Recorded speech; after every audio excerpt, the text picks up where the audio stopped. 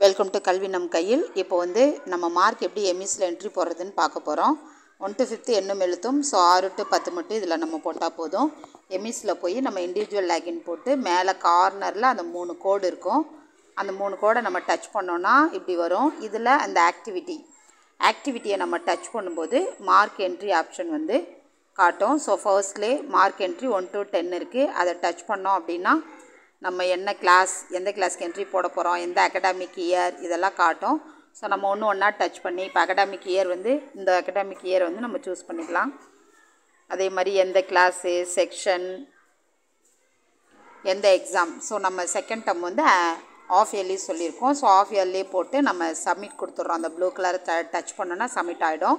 இதில் students absent அப்படின்னா அந்த எக்ஸாமுக்கு ஏ போட்டுருங்கன்னு சொல்லியிருக்காங்க. இப்போ நம்ம ஸ்டூடெண்ட்ஸ் நேம் பார்க்குறோம். அதிலே அந்த லாஸ்ட்டு எடிட் ஆப்ஷன் ஒன்று இருக்கும். ஸோ அதை நம்ம டச் பண்ணோம் அப்படின்னா ஒரு ரெட்டு க்ரீன் ரெண்டுமே வரும். இதில் பாக்ஸாக இருக்கும். ஒவ்வொரு சப்ஜெக்ட் கீழேயும் அதில் நம்ம மார்க் என்ட்ரி போட போகிறோம். போட்டோன்னா டோட்டல் பர்சன்டேஜ் எல்லாம் காட்டிடும். அதுக்கப்புறம் அந்த க்ரீன் கலர் டிக்கை நம்ம இது பண்ணணும். ஏதாவது தப்புனா அந்த ரெட் கலர் இது பண்ணிவிட்டு மறுபடியும் நம்ம மார்க் என்ட்ரி போட்டுக்கலாம். லாஸ்ட்டாக நம்ம டவுன்லோட் பண்ணிக்கலாம். இவ்வளோதான் மார்க் என்ட்ரி. Thank you teachers.